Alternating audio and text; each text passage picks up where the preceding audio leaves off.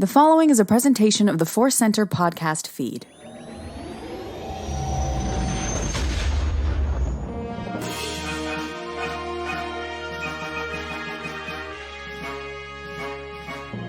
From the center of the galaxy, this is the Force Center podcast feed, and this particular episode is the Andor Report. Clunk, clunk, clunk, clunk, clunk. I cannot tell if that is dramatic music with metal drums or that is the sound of assembling machinery against your will in a horrible prison. It is that, but also you're not wrong about the music. I guess I can yell, "Table 5, hurry it up," and then but now I just think I'm like in a pub in an old British movie. Or musical. That was not, by the way, a dig against the music of Andor, which I am finding continually phenomenal. I love how much the music is sort of it matches the show so much. It is dark and disturbing, but it always has this little glimmer of hope, and you're almost like, "Come on, music, bust out and get happy." Come on, get happy. Exactly. I am Joseph Scrimshaw, and the person making the wonderful drum prison machinery noise is Ken Napzok. How are you, Ken? I am great. You can maybe tell by my voice, I am in a better mood this week over Andor where I was last week. I apologize. Some people were a little upset that I said the word struggle on that episode. I'm human. I bleed. So I'm happy. I understand. I struggled this episode, but in a good way, I think. I feel like this very difficult, very brutal episode of Andor wanted me to struggle. So good job, episode. We always like to set the scene of our experience of watching the episode. Sometimes it's just fun fan stuff, but sometimes it's the honesty about how we absorb the episode because our lives affect what we see on screen. So, Ken, what was your journey to watch episode 8, Narkina 5 of Andor? Food and drink, and I got home right in time for the episode at midnight our time. Shout out to our friend Jennifer Muro. It was her birthday yesterday, and had a little dinner party, and raced home in a very nice Uber, and got home. So I had energy, I had a little pep in my step, maybe a little ramen diet, of course, through my veins, and I sat down with excitement to watch this episode. And I say that because last week, and I love setting the scene with you because I do think it's important how we take these in. Last week, I did not want to watch the episode of Midnight. I did not want to watch Andor. I just was like tired and grumpy and broke and broken. And I just was like, I don't want to watch this dour, somber Star Wars show right now. This week, I was like, you know what? I want a dour, somber, challenging Star Wars show. It changes. And I think it's sometimes, yes, for us as reviewers or people discussing it, it's important, but also even as fans, that can color how you take these episodes in at times. So I was a bit of a party mood, which is, weird. I kind of was at a situation that kind of reminded me of Mothma's dinner, including a conversation I had about cancel culture with someone who just assumed that me as a comic is, free to say whatever word I want to. It was one of those nights. Oh boy. Yeah. Oh boy. He ran into a wall with me, but, so anyways, I'll say, I'll pitch it back to you. Good mood. And that helped me this week for this episode. Yeah, I love having these conversations because I think one can strive to put all of their emotions away and all of their life experiences and observe art objectively. But for me, that gets a little rigid. That gets a little cold. I think art is at its best when it's a conversation, and it does speak to us, and we do we talk back with our own emotions. Yeah. And for me this week, I was really busy working last night. My wife has been at a dance rehearsal every Tuesday night. So normally I try to stop working and maybe watch a horror movie, for Halloween time. And I have so much that I want to do. I worked until she got home at 10:45 and I was like, whoops, I forgot that thing called dinner. Yeah.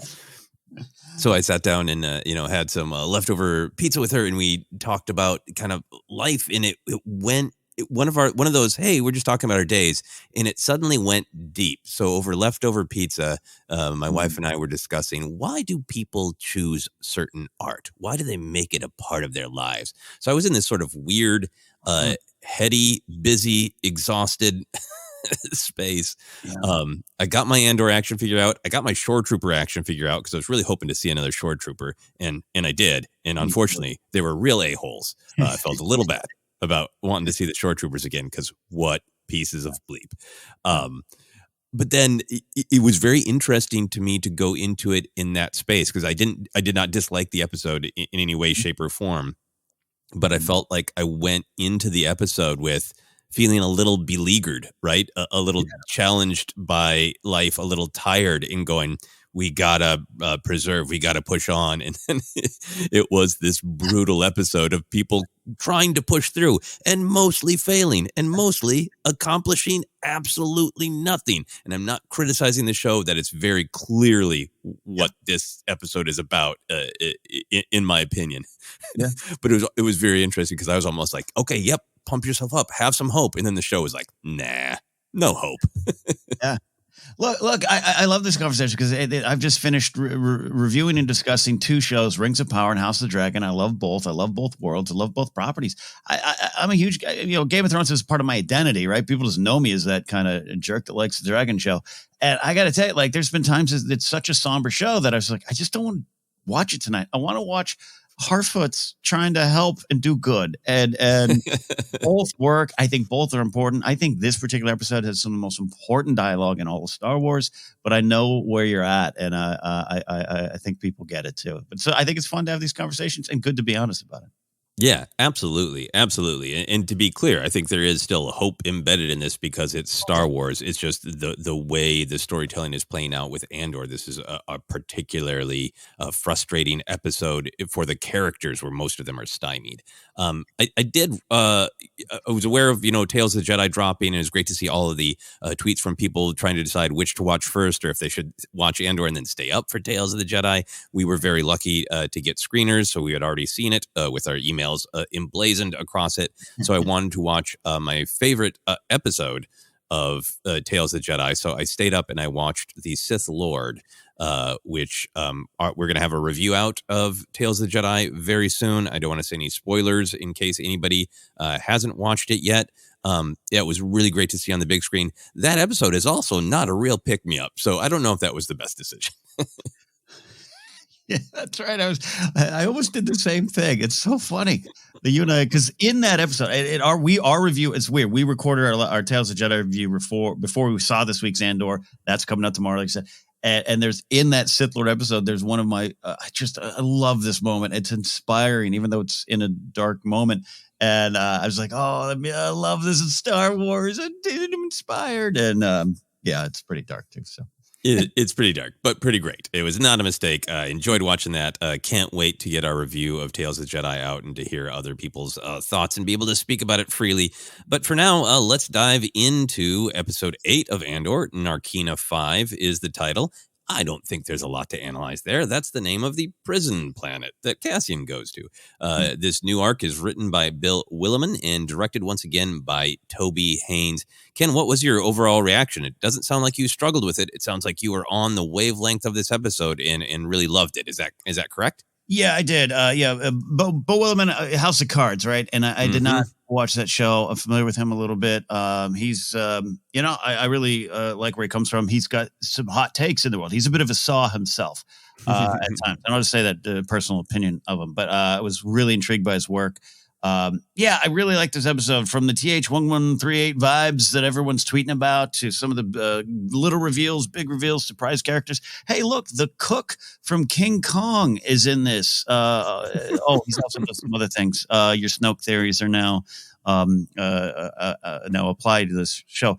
I loved all of it, but I really think it was this buried in the tension, buried in all the things. There were some really important scenes, some scenes I needed to see, certain things going on in my life or certain changes in life. There was one particular line, we'll get to it, that I actually had said in one point in my life, and in a conversation, and I just like it was important to hear it and important to get a different perspective, important to see it. So there's a lot of key things to the story of Rebellion. I could talk about this episode just on a story level. Rebellion, I got some notes about the obstacles of building the Rebellion. All that kind of stuff is wonderful, but I thought there was a lot underneath this episode that just spoke to me personally, and that's sometimes how it works. It gets you. Yeah, absolutely. I think this is probably a fine episode to have an awooga real world politics warning. I think that goes for Andor in general, but in particular, this episode really, to me, powerfully drove home some things that are going on in the real world, and made you feel the horror of them. And I felt like I can't in discussing this turn away from, if you're horrified by that, let's be aware that's happening in the real world, and ask ourselves to face it, to think about how we can help, get past certain injustices or certain perspectives that coddle injustice, Yeah. Yeah. So as always, we understand that some people come to Star Wars for a little bit of escape. Andor is already a very political show, but just fair warning, if that's not for you, we're probably going to get into some real world stuff. And if you choose to tap out, that is, of course, your choice, and we respect it. Yeah, that's why I absolutely respect it. I also, 8 episodes in, if you're still going and that's how you feel, God bless you. I mean, good.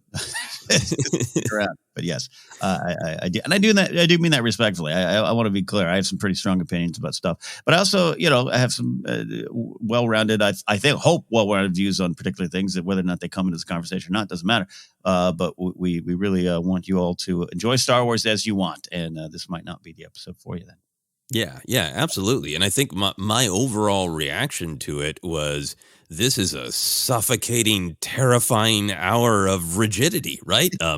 If you talk about Star Wars as the flowing in the organic versus the mechanical and the rigid, the dark side and the Empire often representing the rigidity, almost everything is about inescapable rigidity, right? Yeah. It is great on the more flowing side to start to see the characters from the different subplots come together. Dedra Miro facing off with multiple characters, right? And all these characters are coming together, spinning out of the fallout of Cassian's choices. So I do like that sense that it's all coming together, right? Mm-hmm. And I do like the sense in this episode that the Aldhani heist was a turning point, right?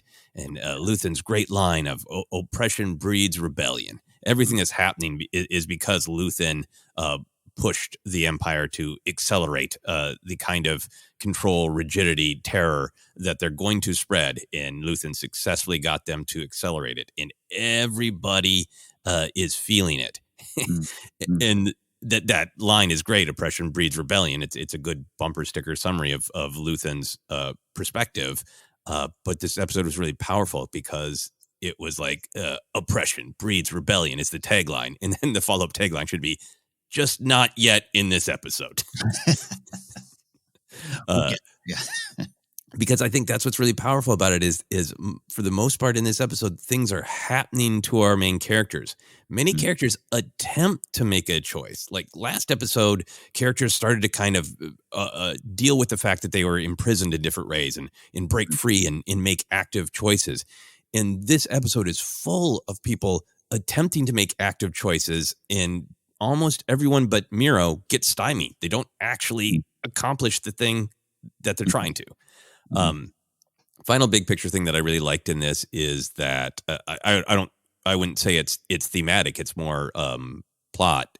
But this particular episode handed out lots of little morsels of backstory that have either been hinted at, blatantly shared in interviews by Tony Gilroy or actors. But that was one of the most intriguing things, is we got more info on Mothma's marriage. Heard about Sterren Perrin at 15 being the Academy firebrand. More insight into Vel and Cinta's relationship, possibly Vel's past. This hanging question of what are you, Luthen, from Saw. There was a lot more sort of digging into. Let's go a little deeper on some of these characters. Yeah. Yeah, love that, and I echo and really understand what you're saying too about choices and decisions. It's a lot of there was either people couldn't make choices, wanted people to make choices for them, in the case of Kyle Solar's excellent portrayal of Cyril Karn. I'm good, man. And it just brick walls all the way around. I really and that at times could be somewhat frustrating. This show is a test of patience, and that's an okay thing. I think we all need to sit back. I'm not saying you or I, but just in general, like we all, not just the binge model of the world right now, but just like, hey, let the story play out. But on a week to week basis, you're kind of like, make a decision, Cassian. Yeah, I mean, I did not feel great after this episode, and that is why I think this episode was well done. Yeah. I felt stymied. Is the characters did. So let's get into the big ideas, the big themes, what ideas are at stake in this episode. I think I've already probably played my cards a little bit. That big thing for me is that sense of everybody being trapped and having struggling with forward movement. But where did you go for some of the big ideas of this episode? Yeah, two big ones that kind of flow on out into other ones. And I think based on what you just said, this trap, this kind of feeling of isolation, the theme of connection is clearly running on through. And for me, it jumped out initially with the Saw conversation, right? Because we know some of the history there, we know what's going to happen, or we know what needs to happen with the rebellion. So from there, but I mean, to me, every character felt separated, isolated, alone, feeling lost, being pulled apart.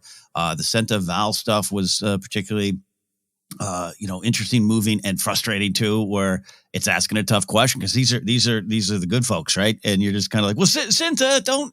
All right, maybe you have a point. There's that kind of stuff going on. Even Cyril is isolated and separated from everyone.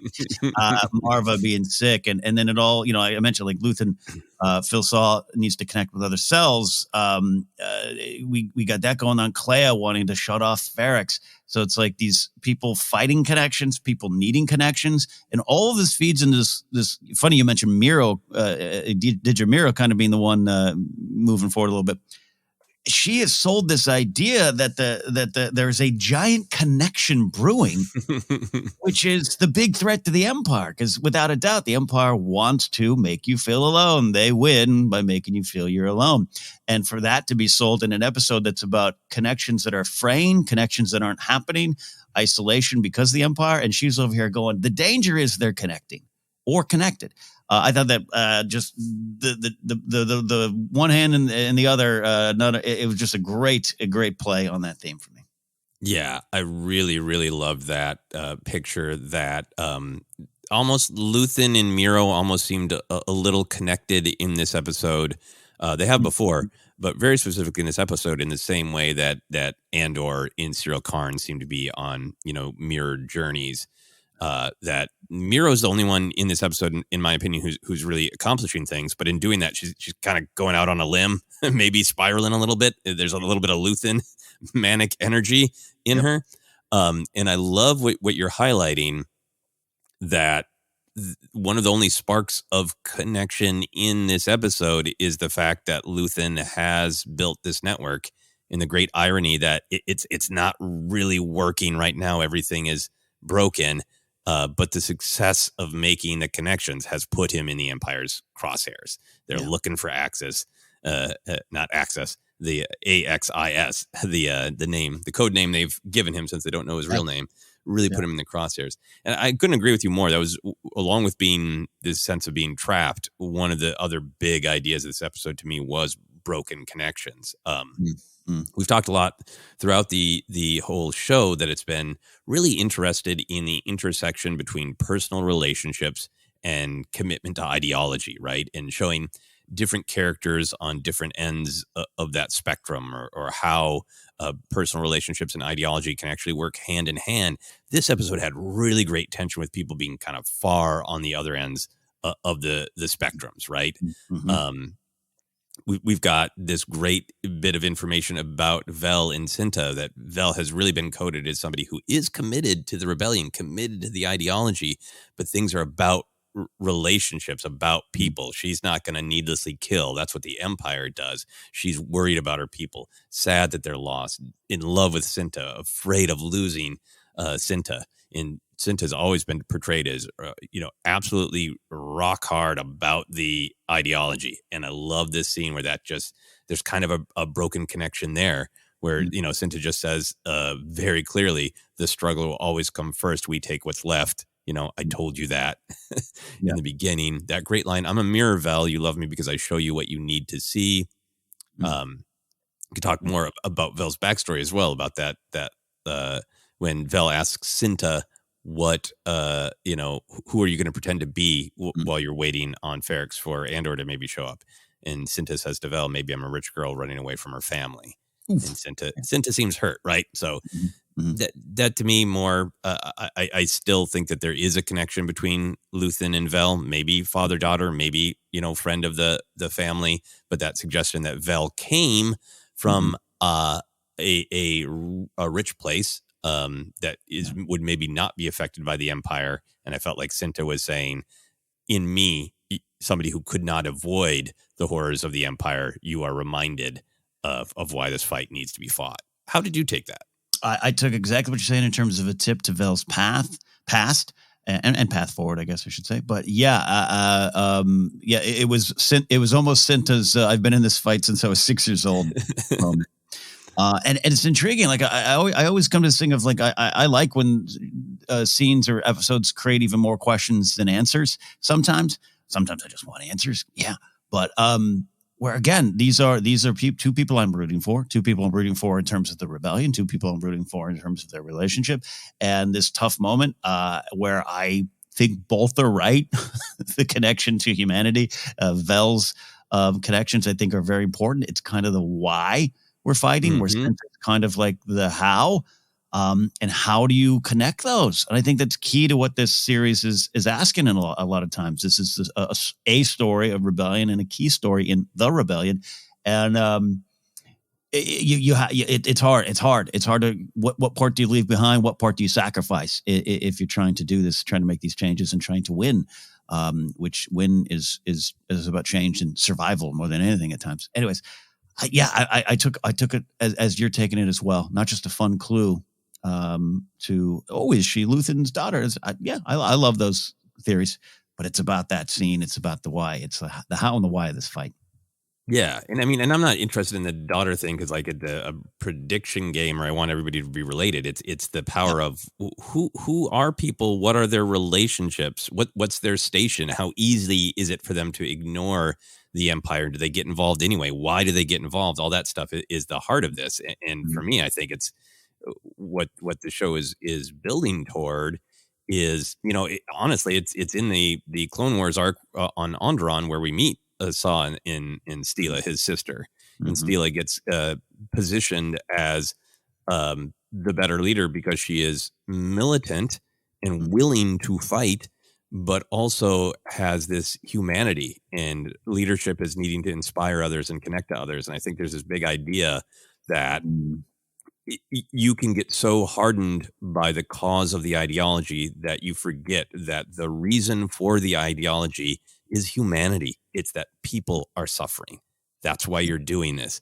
But people are so in so much pain, right, that they start to lose track of that. And we end up with this broken connection where it's if the show wasn't so well done, it almost would have been funny that it was like a music video, a departure where we faded from sad Vel on the bus, or sad Vel on the bus, and Cinta just obsessively staring in her new little apartment, I love that you said that because it so worked, but it absolutely could have been an 80s video with a unicorn and a curtain blowing in the wind behind it. Yeah. Never going to give you up. Never going to, you let me go. Yeah. It's almost that. But yeah, great moment of big broken connection. So many moments of literal broken connection of, no one can find Cassian. His family connection that motivates him with Marva is broken. Super all in on the ideology, not as big on the personal connections. Clea convincing Luthen to literally turn off the connection to Ferrix, right? And a real implication in that scene that Clea's on him because your weakness for caring about the little people in this, in letting in your emotions, is a weakness. And Luthen's great. I'm not slipping. I really, I said last week, I think I don't trust the character of Clea, and I mean that in the best way possible. Like she's doing great work. This is an interesting character. Exactly what you said. Who's she shooting in the back to save the rebellion? Like I'm really intrigued by the character more and more every week, and the relationship with Luthen is just wonderfully played out. Yeah, no, it feels like she would put a blaster bolt through anybody for the cause. I want to say, we see it. A lot of people like Clea is that Cassian's sister, and we've even mentioned it here. I'll say this: I quite frankly don't care, and almost hope it isn't. It could totally work, and it could totally be a thing. But she is just, I don't know, very unique on her own for me. But we'll see how it plays out. But I see that a lot out there. Yeah, no, absolutely. And as you said, I think there's how this broken connection theme really gets highlighted and tied together in this episode is going deep on old uncooperative Saw. Great to finally see that conversation. There's moments where Luthen, especially in the earlier episodes when he's talking to Cassian about don't you want to give it all for something that's real, right? That you're like, what? Okay, let's get to what the difference is between Luthen and Saw. And over the last couple episodes, we've seen Luthen be almost as militant as Saw, but then have those moments of you see the humanity, you see the sadness in his eyes. And this was so great to see Luthen, gruff, here's 3 options, pick one, let's go.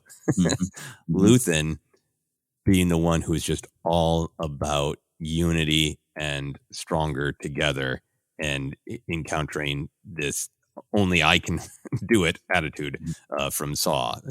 Lots of great lines, right? Luthen's, aren't you tired of fighting with people who agree with you? We'll die with nothing if we don't put aside our petty differences. In contrast to just Saw's complete rejection of working with others. That list of splinter groups we'll talk about for Canon stuff, but really interesting picture where if this is about the attempt toward unity, but this episode's really focusing on broken connections, you can see the people who are the most militant about the ideology are the ones breaking connection. Saw, Clea, Cinta. That's an excellent point. Put that on the point board for Scrimshaw. That's a wonderful point. And one of my favorite points you made was previous episodes. Can't remember if it was last week, the week before. Of I really believe Luthen says a lot of the stuff to convince himself, right? And I think that's being played out. And that's why I love this week that I'm a coward. And I have this fear of the Empire. We'll get so big we can't do anything about it. I loved everything about that scene. I would not surprising. I just love Saw Gerrera, which is a weird thing to say. He's a complicated character with no direct answers at times, and other times very direct answers about what he thinks. I think every time he shows up in a show, you have great value in what this character is asking you to think about this rebellion. Anyways, I really think that that's rolling out more in Luthen of that balance, how and why. Yeah, and I think that we will still get at some point, not in a really simple, pat way, because the show's been really good at complexity and nuance, obviously, but get a little bit more of Luthen's defining trauma, the thing that is too much for him, right, that he has to act. And I'm really interested still to see what that is. On this theme of broken connection, the last big thing that I have to say, I think one of the few things that could maybe be desperately grasped at is a glimmer of hope in this particular episode is a moment of connection, despite everything. To me, it's when when Cassian is watching those 2 prisoners communicating with sign language. That's a moment in this whole episode of being locked in, trapped, nowhere to go, all connection you have being broken, all hands reaching out for connection being slapped away. Are those 2 prisoners just talking, or are they making a plan? And is it just enough of a victory if they're just saying, "How was your day?" through sign language in this horrible situation? I love that you highlighted that. There's some stuff going on in this episode where you got even Melshi. We'll talk about him. Very excited for that. Him kind of saying, "There's you can't get out of here anymore." Like either by your sentence going down or thinking of escape, you can't get out of here. And the little detail of the guard being late and that really weird, you might look at it like, why are we having this conversation? But it was a real awkward, tense window of hope for me of a crack in the system of if you're looking to get out. I took it as that, but also I agree with you. And it's watching them communicate. You can go a lot of different directions. Hope served up in the form of asparagus, not cake, but it was hope. No, I agree with you. I kind of think there is this sub theme within the trapped and the imprisoned ideas of a sub theme of don't look. The shore troopers, cruelly, literally shout it, right? and the whole position in the prison is eyes forward. But what you're saying, when Cassian watching that sort of awkward, interesting scene about why is this guard late? What are the systems of this prison? What are the human weaknesses within this militant system? Cassian's great strength is paying attention when he chooses to do it, which a lot of times he doesn't, but he's so observant, right? And you see him first coming in and maybe looking for a way out and looking and seeing how everything works in the prison. I think that was great. And then, there's also all the stuff with Cyril being reprimanded for looking for things that he shouldn't. Yeah. Stay where you're supposed to be and don't even look somewhere you're not supposed to. Yeah. Nah, that was a great scene too. Yeah. Let's get into this idea of being trapped, of isolation, of the different interesting ways that plays out. I've got a lot of the thoughts about how much last episode we saw characters make the choice to push forward. Mothma made this connection with Tay to start moving money around. Marva declared, I'm a rebel, and I don't care if it doesn't work. I'm going to do it. Miro took the great risk of stepping up. And everyone but Miro got stopped in their tracks and didn't actually, this episode, get to accomplish the things they declared they were going to last week. Love it. Yeah. Dive in. No, go for it. I don't know why I'm not giving you permission. Go for it. Go for it. I'm like Kino. You get to work. It's great. Yeah. So, let's just start there with this idea of being trapped and isolated. Hey, that's not subtle. It's a large part of it takes place in a prison. But I'm really intrigued by the way that this prison was presented.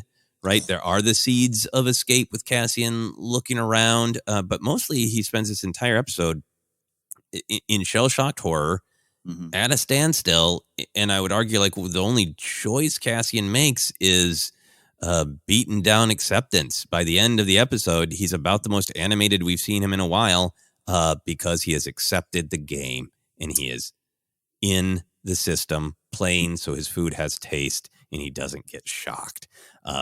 Yeah. How do you feel about all that? I thought about you as soon as the shoes came off. I thought about you because we've talked about great personal life stories about how I won't repeat your life story, but I know that is something that's visceral for you, the taking away of the comfort and the safety of shoes.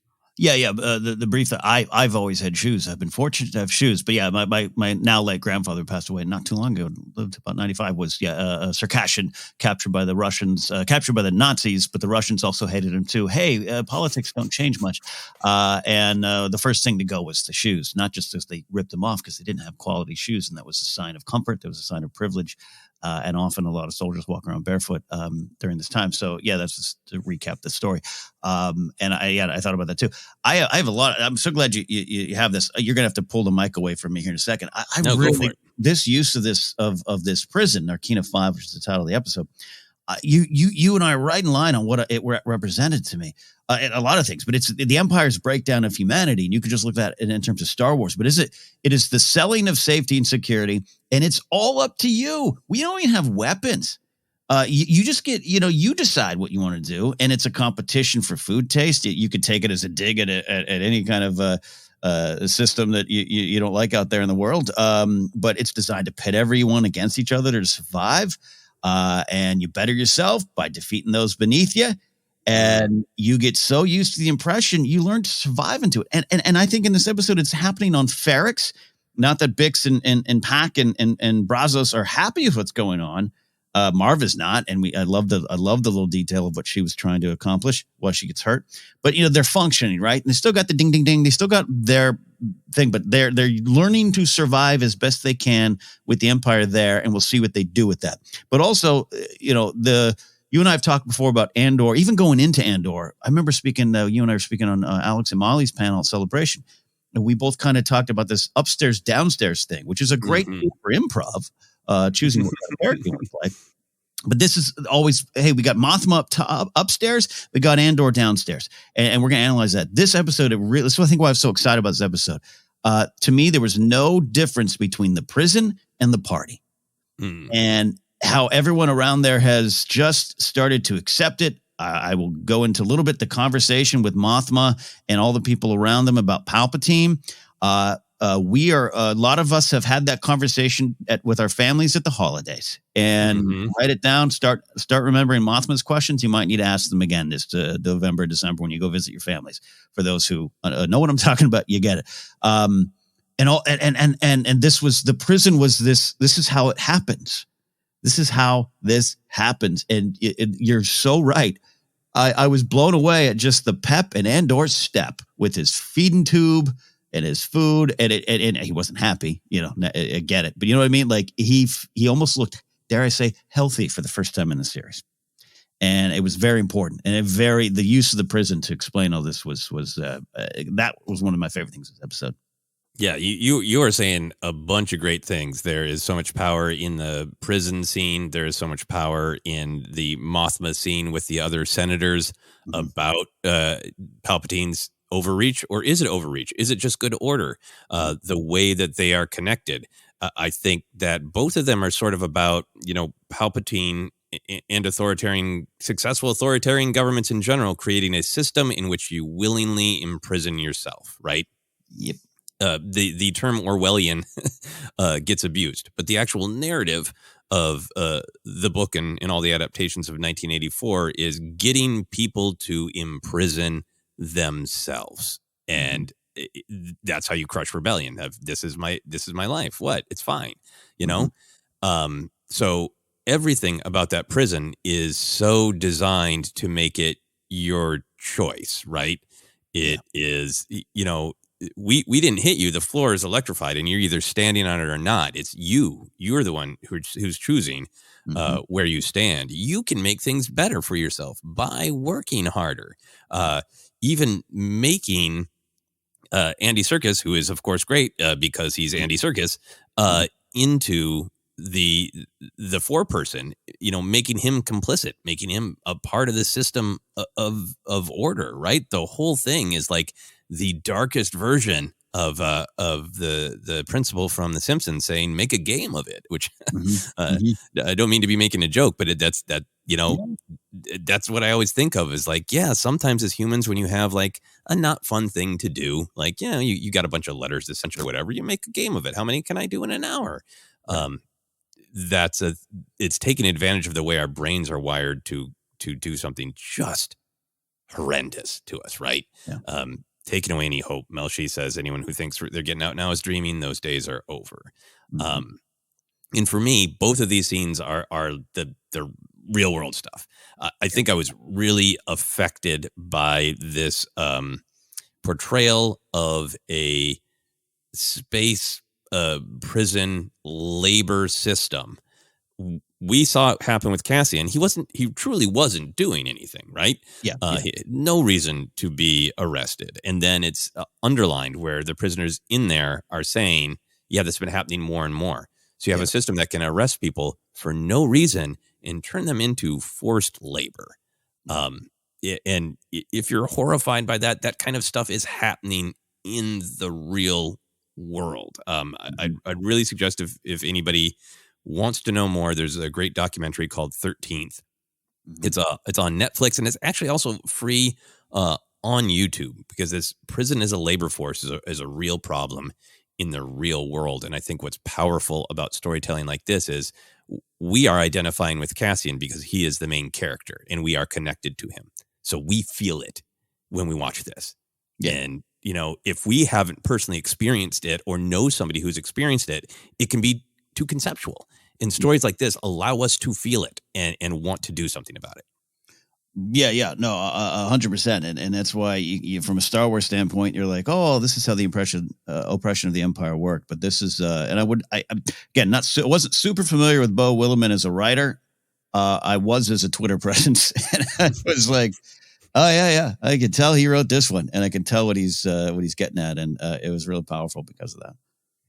Yeah. One detail of the prison element that I'm curious to hear your thoughts on. I thought it was really fascinating that because of Cassian's choice toward the end of last episode to ignore the ideology, ignore the power of what he did, ignore the fact that it radicalized his mom finally, that he buried his head on Space South Padre Island planet so successfully that he didn't even have the mercy of being able to give the prisoners information about the new Palpatine initiatives that his actions help, cause.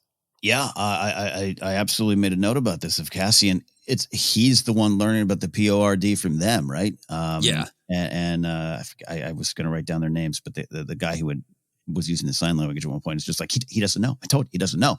I love that exchange. The Aldhani event has clearly several repercussions, and you talked about it up top too. About it's this big thing that kind of it's now far-reaching, and that's, by the way, it's also a form of connection, right? That happens, and all parts of the galaxy have heard of it. I love the misinformation here. Oh, they slaughtered the entire galaxy. Well, they burned it down.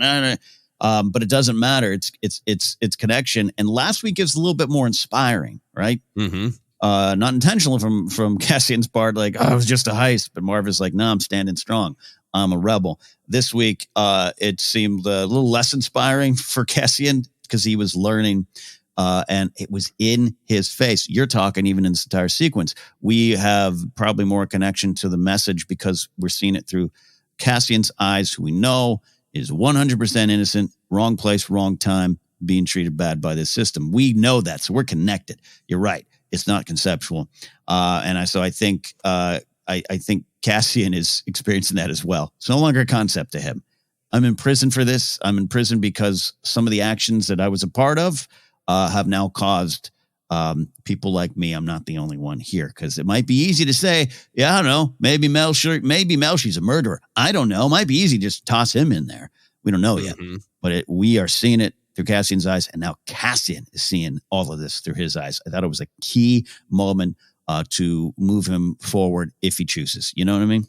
Yeah, exactly. I think that's, to me, the power of it, because we're saying Cassian caused these initiative lockdowns. Maybe the better way to say is, Luthen's plan to get Palpatine to double down was successful, and Cassian successfully pulled off the heist. Not saying this is Cassian's fault that this prison is happening. Right. I think, to me, what the power is Cassian wants to believe that he can ignore the big battle, and he can't. Right? He's trapped in it. It can't just be walk away and win. It can't just be survive. It can't just be go find someplace warm and easy. He found the exact opposite of warm and easy, and he can't avoid the Empire, basically. Yeah.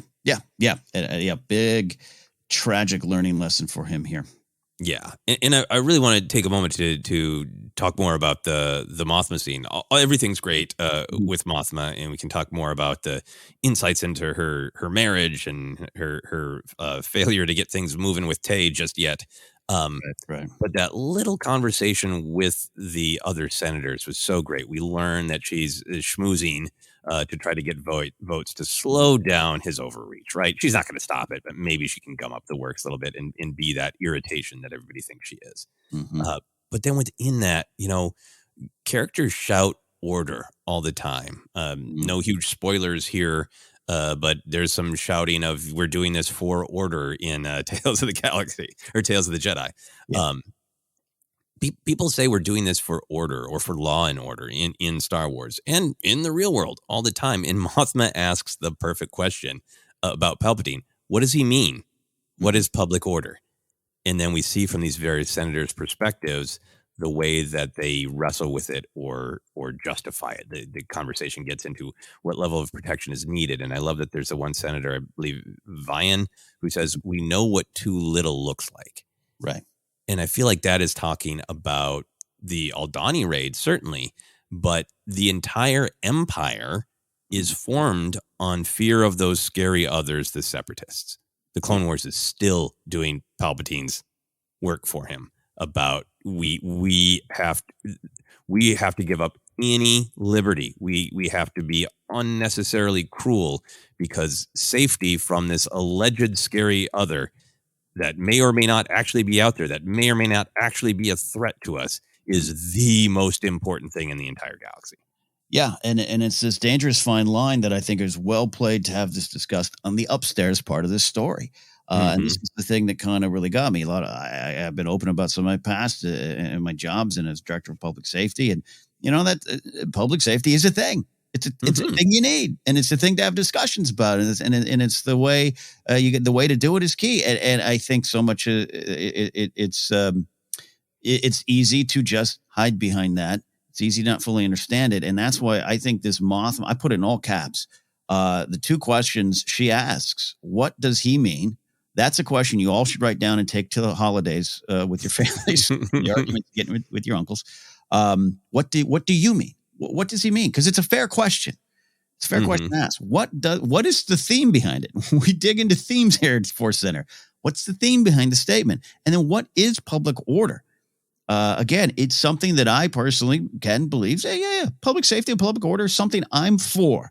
But what do you mean by that? And the conversation that's going on here, the Emperor's primary charge is to protect us, is it not? And then I have said this myself in my life. I've said this almost exact quote, Joseph. If you've done nothing wrong, what is there to fear? The follow-up question or the follow-up statement of I fear your definition of wrong is, I think, I should put it on a t-shirt. It's a very tremendously valuable question in these deeper, often trying to be nuanced conversation. That is, and who has the control of that definition is often the problem. And yeah, go ahead. No. Please. I'm up here. I'm going to start talking about Rosebud. I'm up on a dais just pontificating. No, and I literally, I mean, you and I always try to, leave room and not make direct real world references as much as possible. But maybe this isn't the time. But Palpatine's frustrating. Yes, we agree. Too easily provoked. Yes, overactive. But what he says, what he means. You could take out that word Palpatine, and I could give you about 6 names you could put in there, and you'd be like, yeah. All he does is mean tweets. Yeah. We're discussing legislation, not speeches. And that's when Mothma slips in with what does he mean? What is the public order? It's such a fascinating but important, and at times it's a scary conversation to see played out here because we're talking about space wizard man Palpatine, but it's very real. I thought it was hyperbole. Maybe I'm a podcaster. My economy is hyperbole. My currency is hyperbole. It's one of my favorite scenes in Star Wars. It's very important. Sorry, I'll get off. No. Please, we can be on the dais together. We can both rant together because I'm really on the same page with you. I think there are conversations that veer toward this in Clone Wars in the more political episodes. I feel like this is the story of Star Wars. These are the real world dynamics that it's reflecting, but it's really pulled out and really made crystal clear in extremely powerful ways in this scene. I think it's really, really great because I think it's exactly what you're saying is, okay, Palpatine talks tough. Okay, well, great. Let's stop talking about his speeches because that's not what we're actually talking about. We're talking about his policies. How do his policies actually affect real people? This isn't a personality thing. Personality is how we unfortunately end up electing people because we're humans and we respond to personality and cues, right?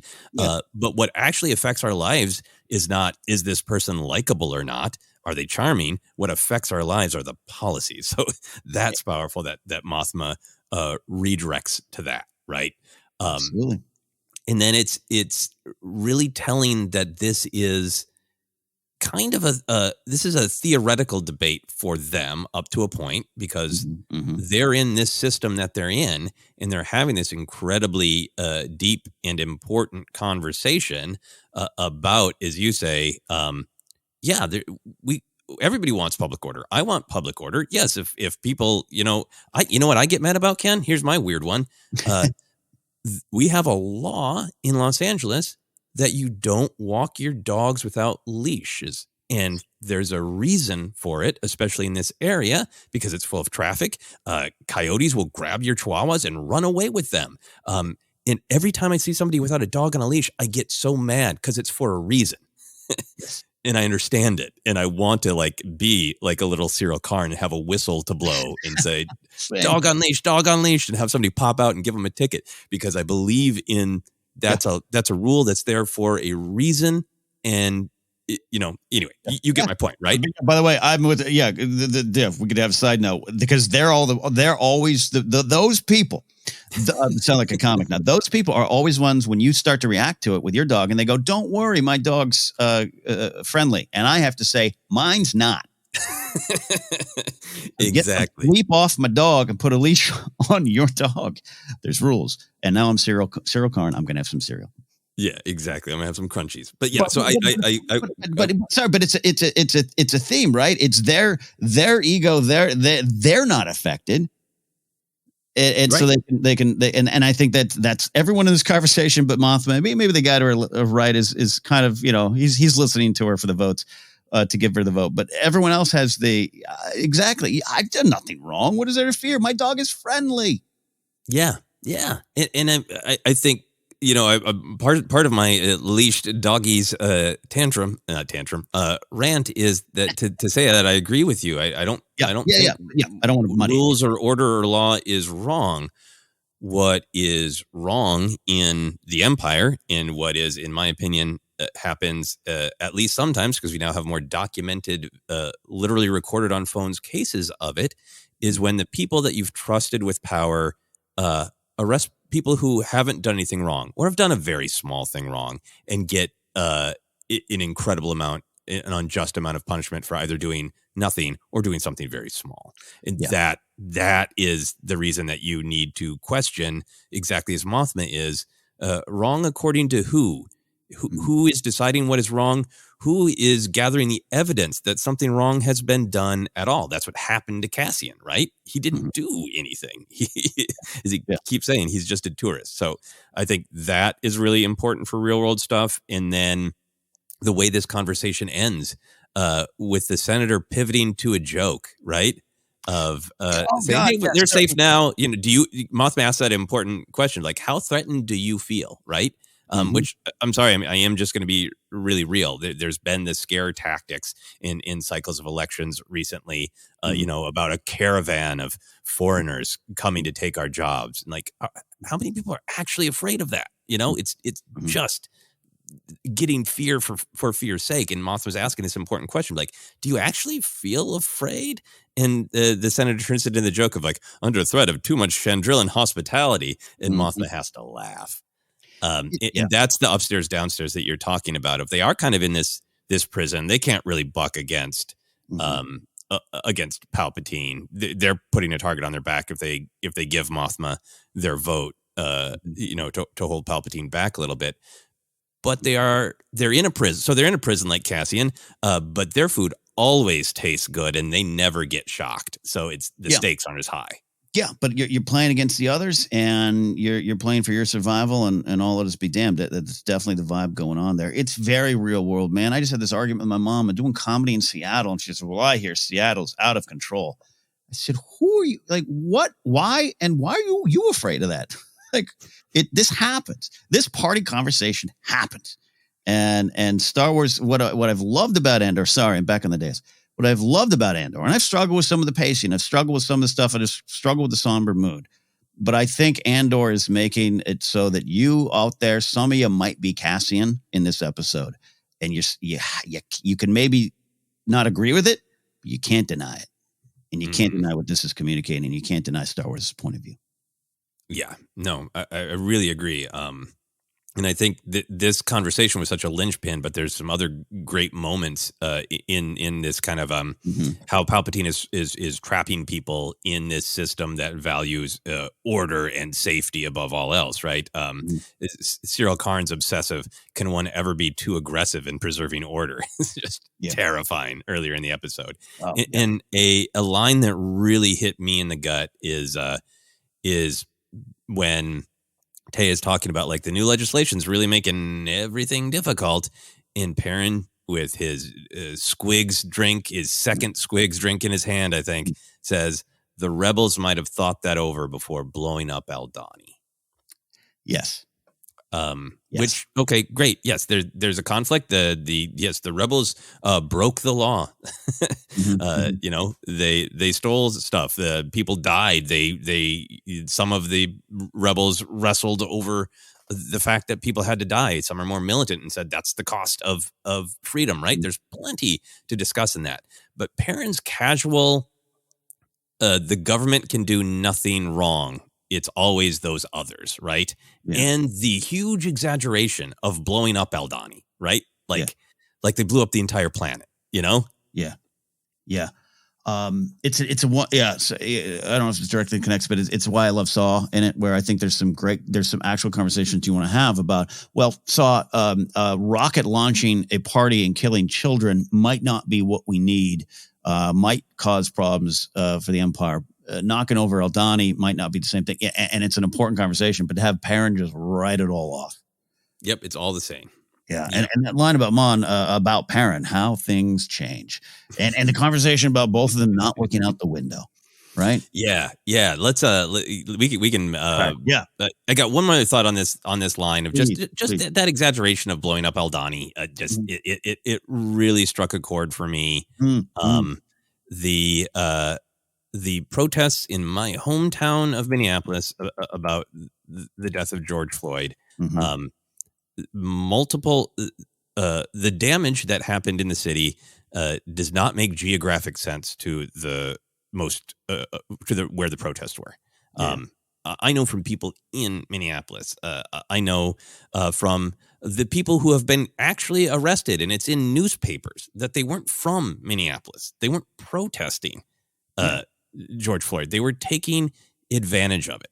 And in order for anarchy or to blame the protesters, and I think that's the reason that just kind of casual, should have thought of it before they blew up Aldhani, just felt to me like when I encounter somebody and they say to me, you know, the rioters burned down Minneapolis. Like, no, they didn't. I've been there at a convention. I've played in public parks. Minneapolis is not burned down. And a lot of the damage that was there, it is proven was done by people trying to create chaos and pain. But that idea is just out there. Yeah. And sorry again for people who don't want us to get too real sometimes, but that really hit me in the gut because it's something that's causing me real pain when I hear people say that about my hometown. It's not true. Yeah. Seattle's out of control. Have you heard? Yeah. My mom's never been to Seattle. I'm sorry. Yeah. If anyone listen, this episode sparked some very real thoughts in my mind, and I don't always want to contain them. Yeah. So let's go back to the fun of Mothma being trapped in a horrible marriage. She was 15. What's going on in Chandrila? Yep. Yeah. So I thought that was in this whole big theme of feeling trapped and isolated, right? Mothma kind of, she's confined in this mask, but she kind of shows herself to Tay and takes this big risk and is going forward, and she's going to move that money around and show Luthen that she can make a difference, right? And then we learned that it's kind of stymied. Tay's trying, but he can't move the money around yet. She's there trying to whip up votes. That's not happening. And then we learn that great line from her: one forgets to savor the familiar about looking out their window, that she's been trapped in a not great marriage since she was 15. Maybe it was great early on. Who knows? Yeah. But senator at 16, married at 15. How did that hit you? How did that affect the larger story for you? I don't want to. Yeah. How did Expect Large story just I'm still rooting for Mothma, but things aren't perfect at home. She's got this daughter who by the way, I don't trust either. I don't know what she's up to. I think Lita's gonna make a lot of trouble for Mom. Yes, I do not trust her at all. God bless you. Tough life as a teenage girl in Coruscant. I get it. I don't, but I get you. Yeah, I feel so sad for Mothma. I don't know if this is to your exact question to the themes of this episode in Star Wars. I love this character. I love Genevieve O'Reilly's portrayal of her in this moment. And I'm just want her to find. I want her and Tay to go date. I want her parent to get divorced. I want people at home to respect what she's doing. I want people to listen. And that's part of the story. That's part of the frustration. You said up top, even this episode kind of is it's intentionally challenged. You should feel challenged and a little down. That's okay for stories to make you do. And all of this about it, the more you find out about it, then maybe at one point he was a firebrand of the academy. Maybe he had strong beliefs, and now he's this. Don't even try. And this is what happens. Try. Give me another drink. And I'm so sad for the character, but rooting for her. Yeah. And there is this great little drama playing out. I thought that it was great that Lita's scene was like, yeah, no, I've met Tay. He's around a lot. It's really feeling like the personal is going to intersect with these, big ideological goals. Mm-hmm. Mm-hmm. Yeah. So that was something that I had heard. I believe Tony Gilroy talked about in an interview. It was great to finally hear it from the characters in the show about following this Chandrilan tradition, getting married young, it not seeming like it's happy now. No. Yeah. So a couple other, points in this idea of being trapped and isolated. I love that Marva kind of declared her intention to be a rebel, and that she's trying and she's looking for a tunnel under the hotel, and it's a literal block path. She literally can't find the tunnel to move forward, and is, injured and cold and won't take the help that the system has to offer. That heartbreaking little conversation with Brasso about, she used to be, one of the leaders of the Daughters of Ferrix. They've got a room for her, but she won't go. More blocked forward movement. Maybe Cassian can get through to her, at least, know that she's ill. We can't reach Cassian.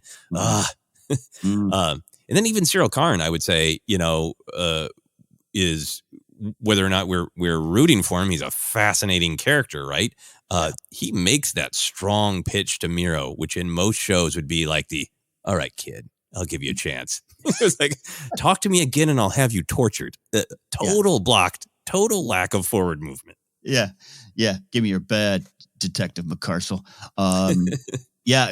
Kyle Solar is just doing some amazing work. I keep saying it. His neck muscles must be sore after a day of shooting. He's got that forward jaw. He's talking like, oh my God, I love every little detail he's done.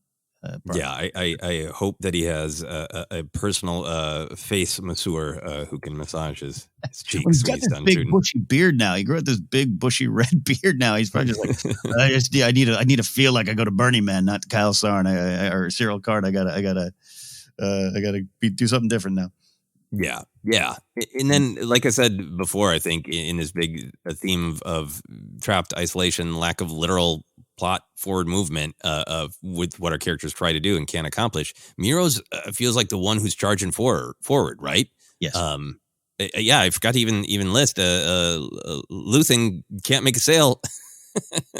Or team up with Saw. Even that gets blocked. But Miro is like the ferocious champ, right? She pushes forward. She convinces the ISB and old Yularen there to literally drill down on Ferrix. She captures Bix. Bix that's another image of trapped, horrified.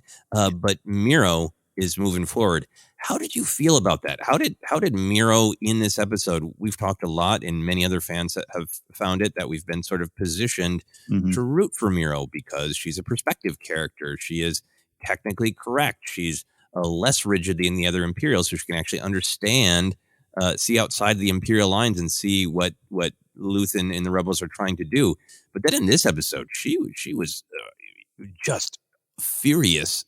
Boiling cauldron almost the entire episode, and we end with her about the horribly torture another character we're coded to like, so with Bix. So where did you end up? I mean, Yeah, that's a great question. Definitely against her, right? Definitely against her. Definitely against Karn. It's been one of the best things about this show, this weird writing. We're not the only ones who are out there on podcasts going, why do we like her? I don't necessarily have the answer yet, Joseph, but at the end of the episode, yeah, I'm definitely not on her side. It's now moving into like, I am a little terrified of her. If that makes sense. Even here getting, Partagaz goes from like, thesis, please, to now he's in the corner kind of looking at Yularen and going, the little we're aware of is already troubling, which is a now Anton Lesser trademark pause for effect. I just love him so much.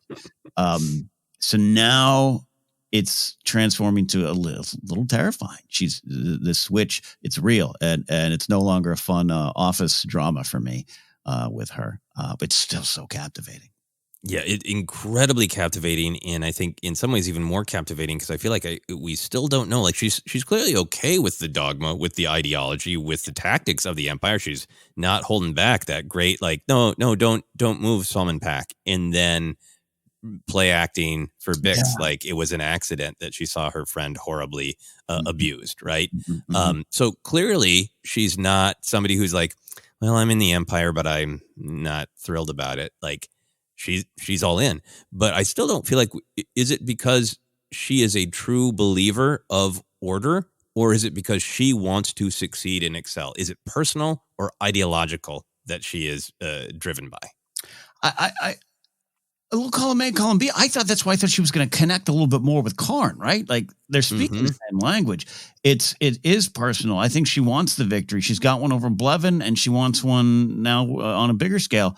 But it maybe is born out of a belief in this. But that's what makes it even more scary when it becomes personal. That's why Karn is, he every week, no redemption story coming for that Cyril eating guy. Like it ain't happening. I don't. He's not going to go the way of Callus for me and be a rebel. So again, maybe all things could happen, but. I think it's moved past just I like my job and I like these set of rules and these beliefs to power and that's a big connective thread to the other things in Star Wars about the dark side and the Empire. And she's not like the senators or some of the senators or Perrin, where it's far away and conceptual, and anything that the Empire does, any brutality that the Empire does is justified. Against the scary other. She is seeing it up close. She is acting it out. She is doing it, and we learned early on that she has a background as an enforcer. So like she is somebody who is choosing to go with this, knowing the full horror of it. Yeah. She knows what she's doing. She knows what she's doing. Yeah, that pack trick was impressive, most impressive, dirty, mean, vicious. Yeah. She knows what she's doing. Disturbing, most disturbing. A lot of interesting things, sometimes challenging things to discuss in this episode. Any other big thematic stuff before we take a quick break? I feel you and I could go another half hour on Saw, and we touched a lot about a lot. I'll just say I was really excited. We can talk to some of the Canon. I was really excited, not just to see him. We knew he was coming, but the fact that I think I get more than one scene. I really thought I was going to get one scene with him this season. It looks like I'm going to get more unless they pull a Rogue One and cut it from the trailers.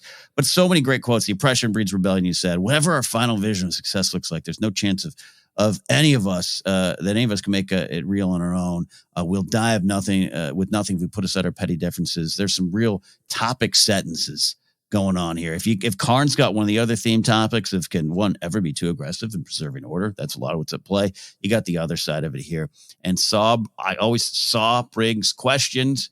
He brings tough questions and things where you're like, I think you're right, but maybe there's a little bit of wrong. It's like some kind of Dr. John blues rock song.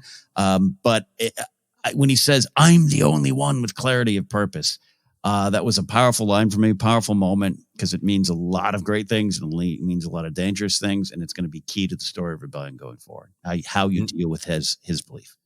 I'm really glad that you brought that up. All the stuff with Saw is really compelling, including that Forrest Whitaker makes these kind of big, weird choices that make him, even though everything in the scene is deadly serious, they make him fun, right? You kind of don't know quite. Is this one going to be loud? Is this one going to be soft? Is it going to get loud halfway through? What's going on?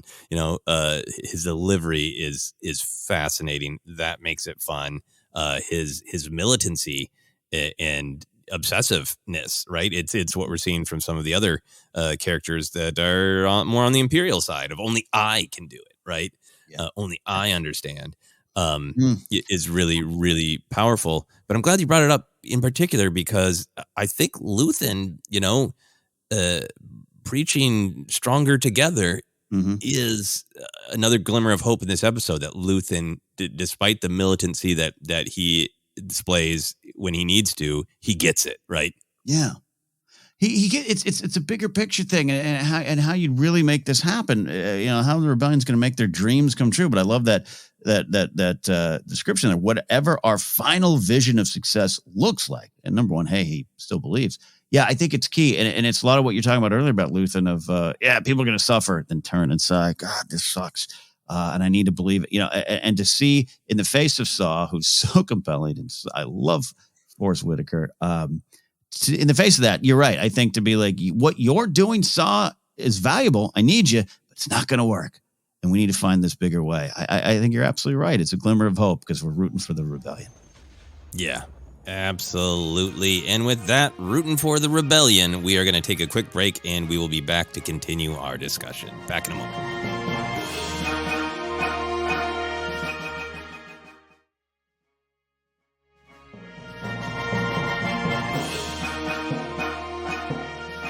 And we're back to continue our discussion of Episode 8 of Andor. Narkina 5 is the title. We're going to talk some of the canon surprises, fun connections. It feels weird to say the word fun in such a intense episode. But it was, of course, great canon-wise to see both Saw and good old Two Tubes, which I did pump my fist. And yay. I don't care if it's Leonardo DiCaprio pointing at the screen because I am not just excited to see Two Tubes because I recognize that. It's because what he means, the longevity of his relationship, the longevity of his fight with Saw, how long this has been going on. Next time I watch Rogue One, it's going to feel even richer. How did you feel in terms of like just the whole kind of, we'll talk about the list of rebel groups separately. I just want to talk about seeing Saw, seeing his operation. How did that affect you in terms of, why we like canon, why we like lore, how it contributes to the story? Yeah, I think when you, in moments like these, the strict adherence to canon is dangerous for art and storytelling, and it is perhaps poisonous for fans, I think, when you lean on it too heavily. And I'm sorry if that's a strong statement, but it doesn't mean I don't love canon and love lore like this, because I'm now more invested. We'll get to Melshi, but I've already clearly invested in Saw. But just seeing them on a different spot, the fact that it's not Jeddah, like I think I initially thought it might have been, but Segra Mello, something like that. Yeah, I didn't write it down. So they're moving around, more offs in the background, Two Tubes up there, this kind of the militant in the caves vibe that's going on here. It's very intentional a lot with Saw's character, good, bad, or otherwise. So no, I just want more. That's the problem with me. I'm just going to say more Saw because I'm just intrigued of the journey and want to know more about how they get to Jeddah. And we know he's going to pop up in Rebels and stuff going on there. And like, how's he going to fall apart even more? Yeah. Mm-hmm. There's not much of him left, he says to Jyn in Rogue One. Yeah, I think for me, it's just, I love these canon connections when this part of the story, this part of the galaxy exists, and it would naturally overlap with what we're seeing. And again, I know a lot of fans disagree. I feel like in Mandalorian Season 2, almost all of those characters, not almost all of those characters serve Din's story. They're the kind of characters he would encounter if he's searching for Mandalorians and Jedi. And people disagree. I understand, and as always, I respect that. But with Saw in particular, we're watching this series where Cassian, the title character, is extremely well aware of why the Empire should be fought, and it's just dragging his feet to get involved. Mothma and Luthen are poking so carefully and questioning, when can I take how bold of an action? And then, in contrast, Saw's been doing this since season 1 of Bad Batch, right? Yeah. Right after the fall of the Republic and declaration of the Empire. He's already forming this band to do this thing. And on the one side, seeing him is like, yeah, cool. He's the guy who no holds barred, knows what needs to be done. And he's been doing it for about 14 years. Yeah. And how much has he accomplished? Right. That's the value. That's the value of him. Not I recognize him, but that meaning that he brings to the struggle for freedom from the Empire. Saw's got a lot of wonderful quotes that I've seen people use, and I understand the use of them in the context that they're trying to put it in.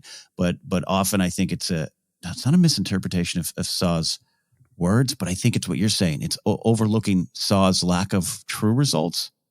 Does that make sense? Because he's still, I'm clearly on his side. But yeah, because I thought about that too, going not only Onderon, and you had some great insight about Stila Gerrera up top in this episode. But I thought about Bad Batch. That's day one. He's there. And you're right. And here you are. And it's not that I expect him to move into some palatial estate or compound. The fact that he's still hiding out isn't, indicative of a failure. But it's just like it's the same. It's the same. And you talked about no forward movement in this episode. This guy's 2 steps forward, 19 back at times during his career.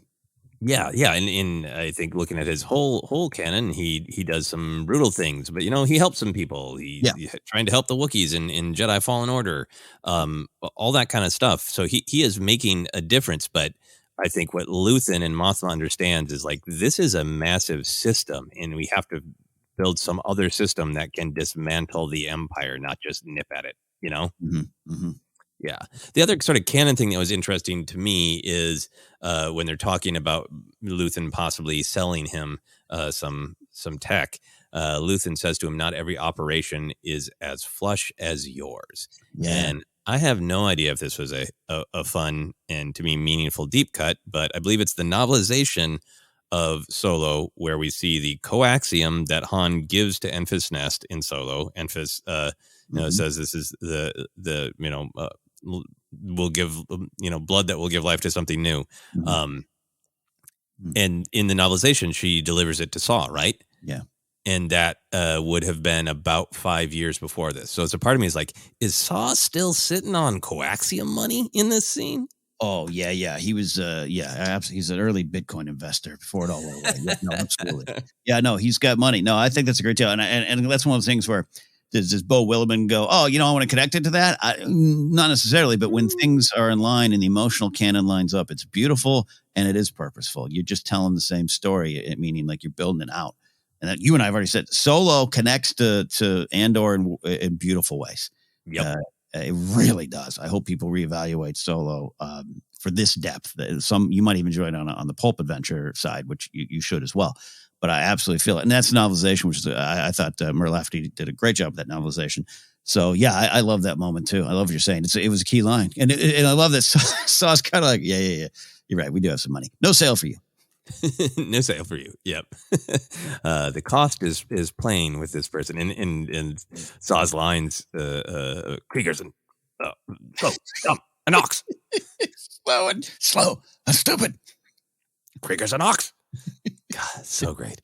And then to top himself, the list of different rebel affiliated groups. He says, let's talk about this. Kriegers, a separatist.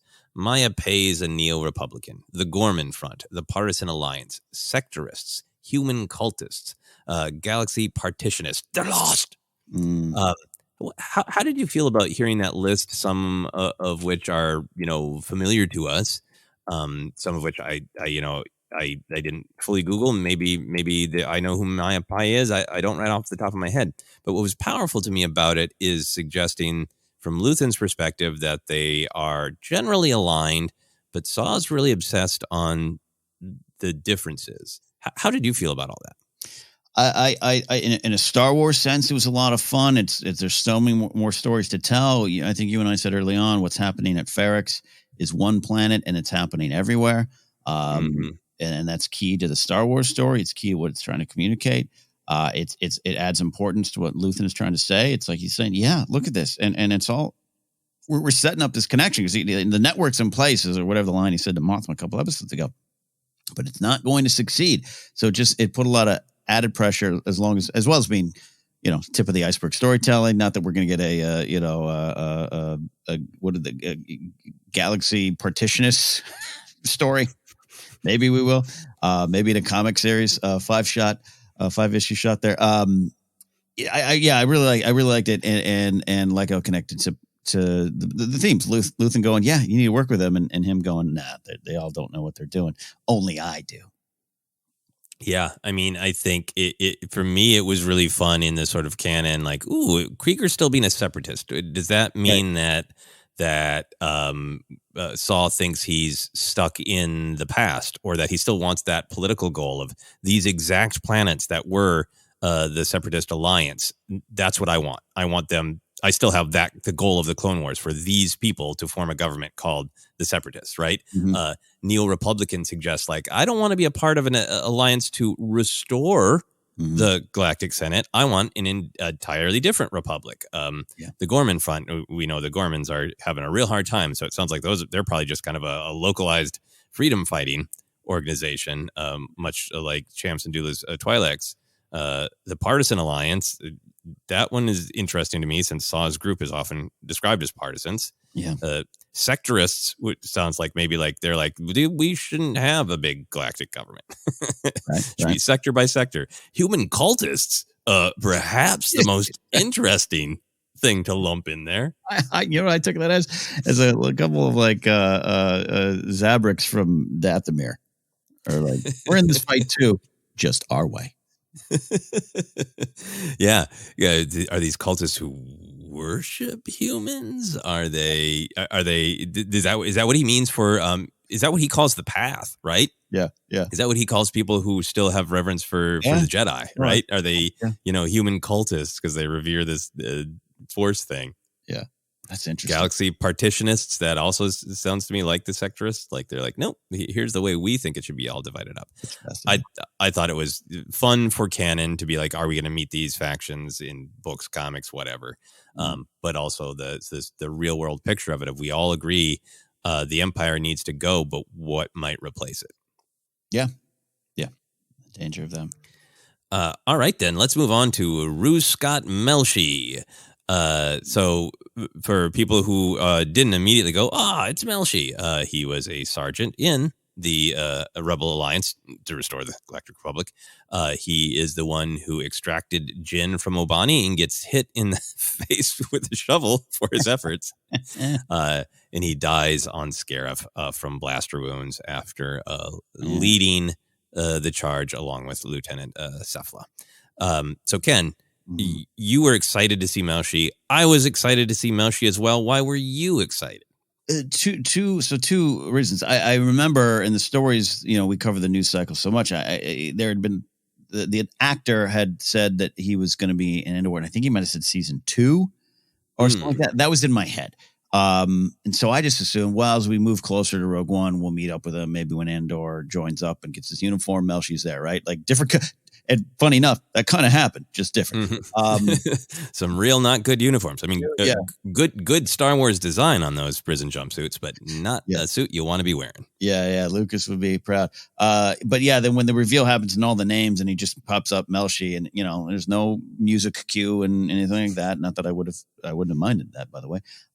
It just, I don't know. I literally went, oh, Melshi. Then I thought about Luthen going, don't you want to give it all to something real? Like, oh, his ending. But it adds depth, and there's going to be a little bit more clearly. They're going to form some sort of connection, whether they escape together, whatever it's going to happen. But it's one of those things. Again, you talk about it. He would be there. You could probably pull 5 names from Rogue One, and talk. Merrick could have been there. It just was a surprising use of it. I wasn't expecting him there, and it just kind of felt like, oh, home, death for the rebellion, the sweet home of that. But I really liked the use of it. Yeah, I think one of the strengths of Andor has been, fulfilling that promise of we're not dealing with a bunch of legacy characters. We know Saw's end. We know Mothma survives, but then everything else is kind of no holds barred. And there has been now by episode 8 of should I write down these prisoners' names? Because I wrote down a lot of names that aren't around anymore. Right. And I mean that in kind of a joking way to say, there's this great tension of should I invest in characters? Right. And Melshi, there's this power of it is worth investing in this character and in this character getting fleshed out. And particularly, it's worth investing in the relationship between him and Cassian. Yeah. He's one of the people that Cassian can go to and say, the Alliance isn't going to believe Jen. They're not going to go with her plan. But I think we should. Are you with me, old pal? Yeah. And to see that connection being built to Rogue One is great. And in this whole show that has been about the personal and the ideological, and we're wondering to see what pushes Cassian to say no more. I'm going to give everything to the cause, right? To know that both he and Melshi get into that place and know that they have this real bond, that they can look at each other and they can remember the hell of that prison. Melshi is a part of the rebellion, can maybe be reminded by Cassian of remember when you were so broken when we met, you told me there was no hope. And now we're spending our days fighting for a tiny, tiny chance of hope. Rebellions are built on hope. And Melshi starts his relationship with Cassian by grabbing him by the shirt and saying, there is no hope. Yeah, no, look, I'm not even making it as a joke, but at some point, Cassian might be like, hey, so I read this manifesto by this guy named Nemec, and he once questioned me about being hopeless. And here we go. Seriously, and I don't think it's going to be that direct. Maybe it will, but I absolutely think you're right. Yeah, Nemec, Melshi, Nemec. Yeah, love it. I want that manifesto to play a large part. Then for other canon stuff, it's great to always to see aliens at the Mon Mothma party. In particular, there was an Abednedo, which is really good because Abednedos are all over the sequel trilogy. Good to know that they were around back in the day. Yeah. I don't think I want the prison didn't seem to have a lot of aliens, which could be very purposeful or who knows, budget reasons. I don't know. So it's nice to see them. They're often up at Mothma's house. So yeah, they're the could be budget stuff. I was thinking about that too. But there is that really interesting part at the top of the episode where the shore troopers are grilling the prisoners about what home planet they're from and deciding where they go based on that. And I wonder if that's kind of a scary. What kind of work are you best at? What kind of work are you physically capable of? Yeah. And hey, we're not sending Wookiees to that place. We got a better use for Wookiees and Trandoshan's, and Yeah, and it doesn't hold me up at all. And I think you make it a headcanon point of maybe it's also to divide even more. Let's keep the humans over here. Let's keep Wookiees over there, Trandoshans over there. Any of them work for me. But yeah, I agree. Yeah, but you just see it. You notice it too. You see it oh, okay. But yeah, I wouldn't expect it. I don't need it to be another way right now. Yeah, they're not wasting an alien with 7 arms in that facility, right? I mean, oh yeah. Well, that wouldn't be fair to the tables. If one of the tables has someone with 7 arms, they're going to build more engine parts. Yeah, then you got a lot of problems. A lot of problems. All right. Any other canon details that jumped out to you? Totally tiny ones. First of all, to finally have Snoke show up in Star Wars again, just great. And I know a lot of people are going to make that joke. It's hacky, but I don't care. Waiting for his head injury, right? Yeah, are they going to drop that machinery on Koi's head? Yeah, Circus is a great performer. I made the reference to him being the ship chef in King Kong because back then I just didn't know what Circus. I didn't know what he looked like, quite frankly, as much as I would eventually learn that. And so I remember watching King Kong, and halfway through the movie, I'm like, "Why does that guy sound? Who is that guy?" And Gollum. God, so it's always good to see him, and he's showed up in a lot of things too. It is a great director, second unit director on Hobbit. It's great to see him do some stuff here, and does it well. And he's got such a hulking frame. I don't know what he benches, but he works out. It was a great, powerful presence. Fun to see him there. And a couple of little ones. I'm so bad. I don't compete in trivia anymore. But the stormtrooper blaster from A New Hope. Not the E11, but the one that the guards are holding. It's like a classic blaster. They look like DH-17s, which is the Rebellion blaster. Rebellion one. Yeah, thank you.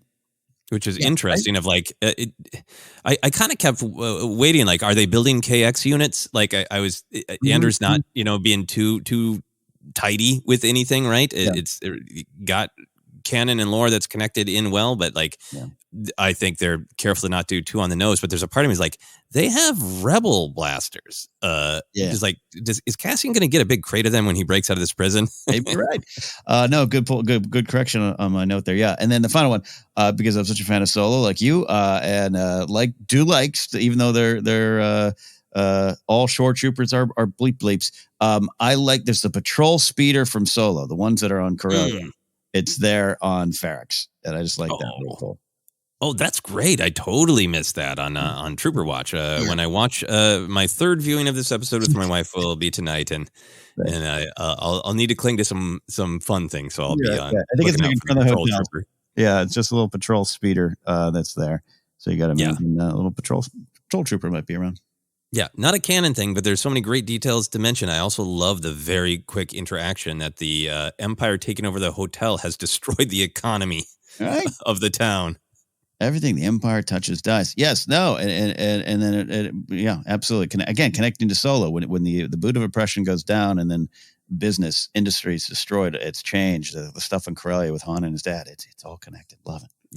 Yep, absolutely. Okay, so let's go on to what will probably be our longest segment for this episode: action moments. Wait, no. I think there's only a couple things that could be considered actual action. I know you have fun slipping in some different takes on action, which you are of course welcome to do. But this is the beginning of another arc. This is a lot about characters being stymied.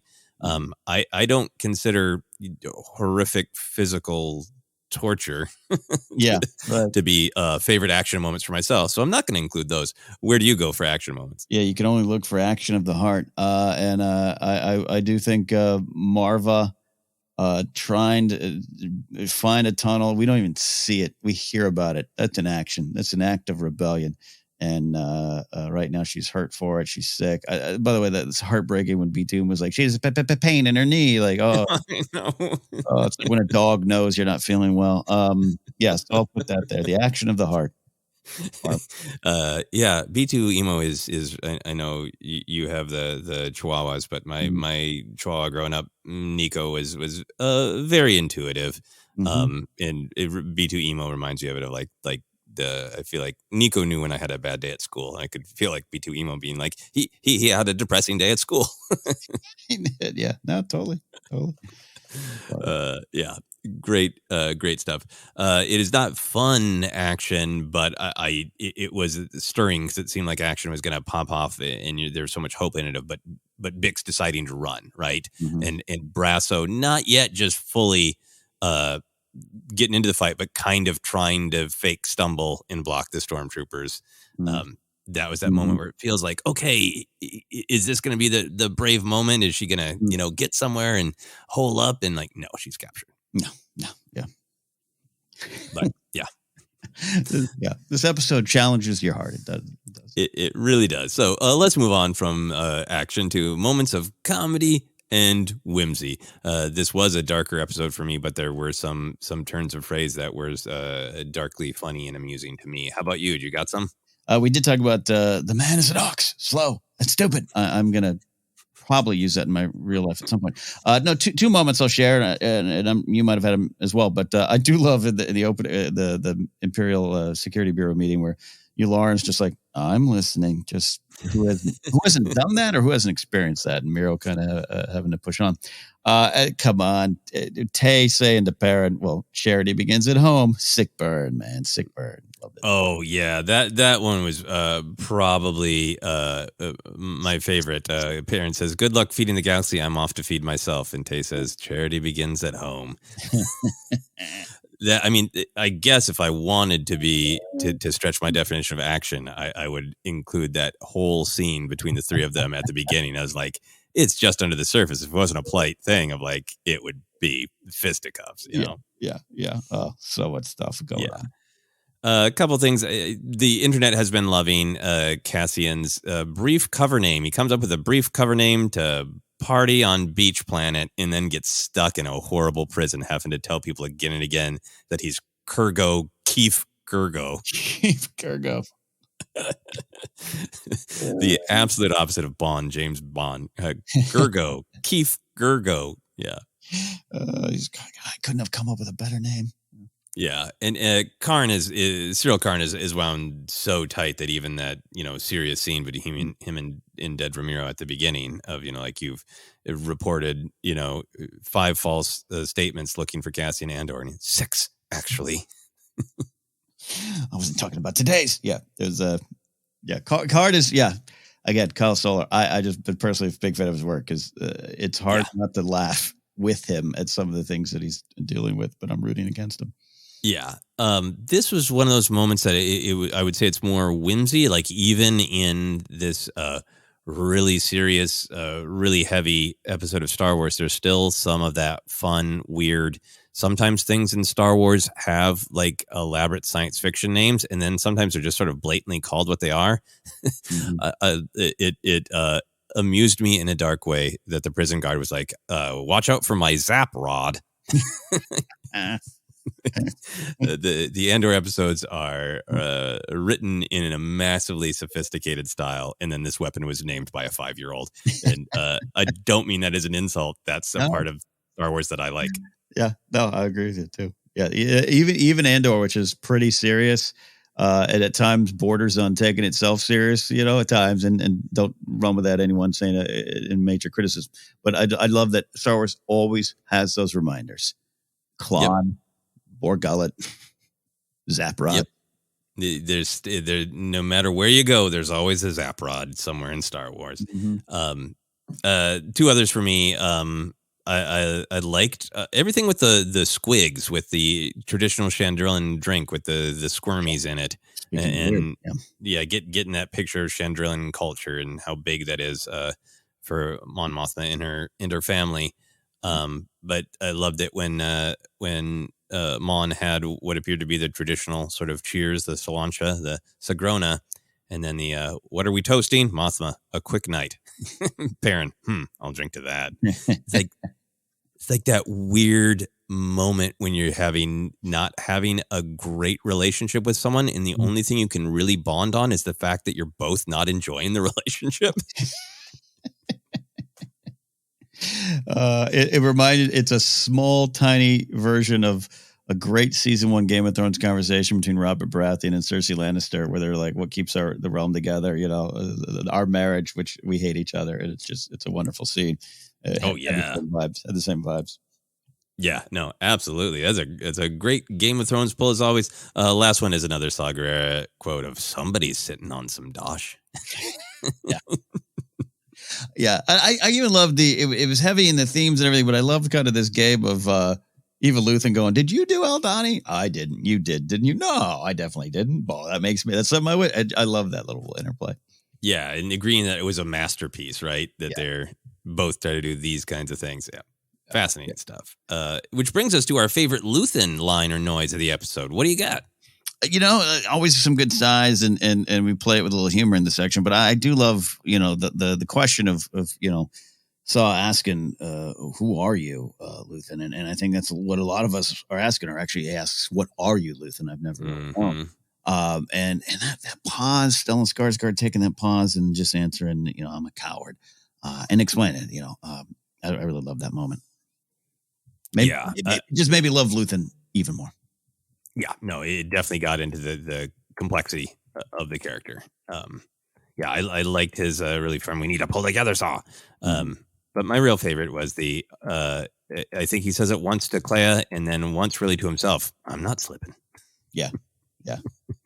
And I perhaps talk to myself too much, so I kind of like it when I feel like characters are actually talking to themselves. Totally. Is there anything that we haven't touched on in this episode that you wanted to? No. The only thing I wanted to make sure we touched upon that little detail, the guard missing and everything. I just, we did, we worked it in, but I highlighted it again of just in terms of fun plot stuff. It might mean nothing, but I had this that they spent a lot of time on that. Oh, it's a lot of time on that. It really felt like Cassian, like we kind of learned that when there was all that tension of him being added to the Aldhani crew and learning how huge of a risk Luthen took to get him involved. Then I think there's really effort to remind us throughout those episodes that he does have skills. He's observant, right? The whole thing about who should march where based on their dominant blaster arm, Mm-hmm. It really felt like it was a part of that story of Cassian is hugely valuable to this effort when he chooses to get involved because of his skills. Yeah. So I like that a lot. There are a couple of just aesthetic details that I really liked. The establishing shot of Narkina 5 was a great Star Wars shot. That small blue world floating over that big brownish world. It's a great shot. I agree with that. No, the design of it, even the prisons, the water, just the scope when Andor's looking out and just like he is one man, and there's thousands upon thousands of them there. Yeah, no, and obviously there is some visual similarity to some of the dystopian society of THX 1138, Lucas's film. There's some relationship to the aesthetic of some of the prisons we've seen in Clone Wars, to even to the cloning facility of this sort of, it just goes on and on. So a lot there to like. Also, final thing I wanted to shout out is Captain Tigo, who is working on Ferrex. And we met with him wanting a little bit of a higher station. And I liked I don't like him, but I liked his leathery Imperial cape jacket. Oh, okay. I'm glad you mentioned that. Sorry, another 45 minutes in the episode. I love the uniforms here. But they're played very real, right? That's a very real uniform. Gorn's uniform. It's not quite like, it doesn't look, it looks like he picked it up down at Ross Dress for Less because it was rainy. Like, and I like that. And it's similar to the vibe. I love the opening scene of Rogue One with Krennic. It looks so real, and not that other parts of Star Wars don't, but you know what I mean? Like, it's clear choice. It's like a rain slicker. Like, Andor has expanded the Imperial outfits in a weird way that I enjoy. Again, not rooting for him, but yeah, I'm glad you said that. I had a reaction to that. Yeah, it's weird because like, ooh, I kind of want an action figure of him. No, I don't. I want an action figure of his cape. Just the cape, not him. His cape, yeah. Take the ranking off and I'll wear the cape. Yeah. Any predictions or hopes for next episode? Hope being hope. It's so funny. This is a true story. Our pal Steve Ellis from Black Series Rebels just texted me during the show, and he says, "What were they building in the prison?" And I just texted back, "Hope." I really want that to pay off. I really want to move forward.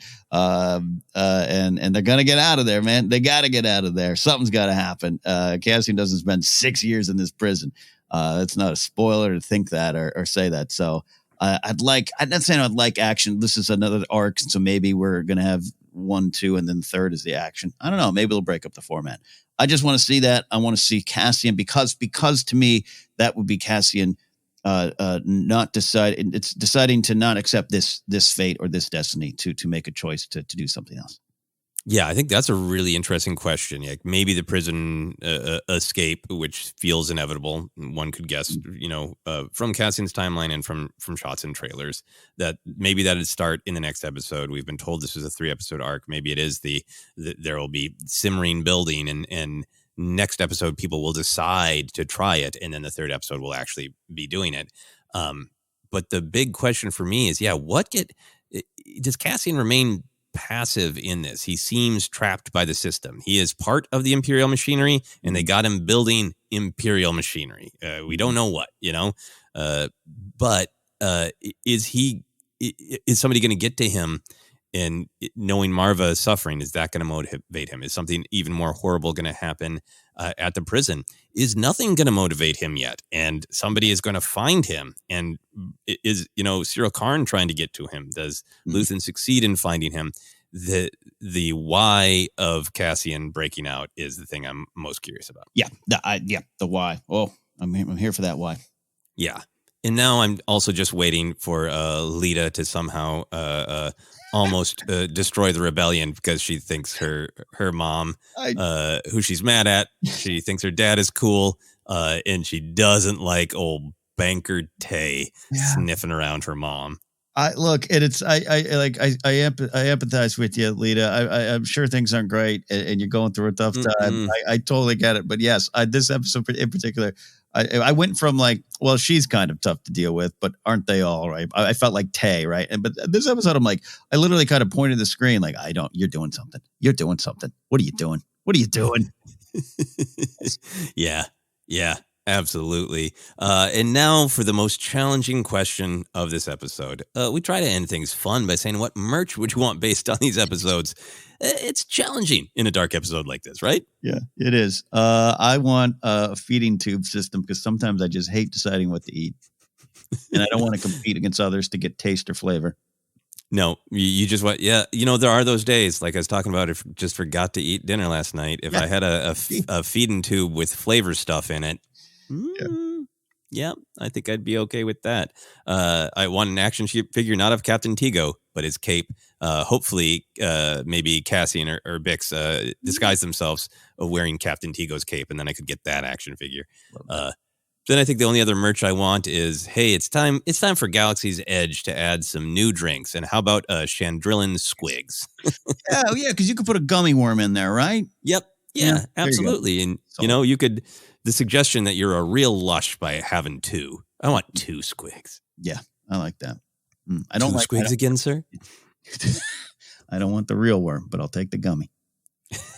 There we go. That's the most important point made in our podcast. Let's keep the worms gummy around here.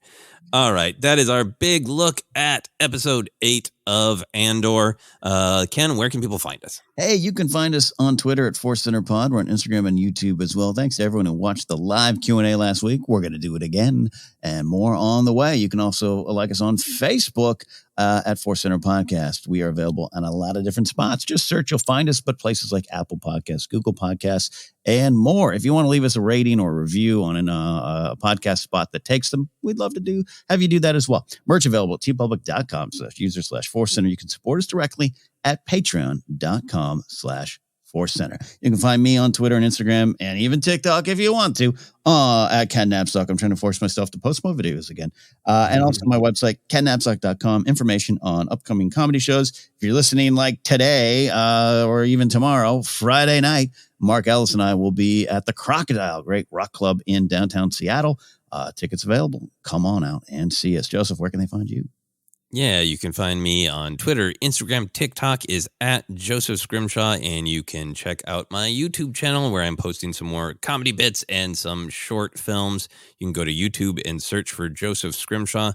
I believe if everything goes the way I want it to, by tomorrow, Thursday, I will be releasing a short comedy horror film. You've heard me talk about it. I am in it. Ken is in it. Our friend Mark Ellis is in it, and it is called Peace Fight. So go check that out on YouTube when it's up. And please, like, subscribe, all the things that people always ask you to do to YouTube videos would be great. Thank you for the number of people who have subscribed, been very supportive. We're very, very lucky to have such a supportive audience here on Force Center.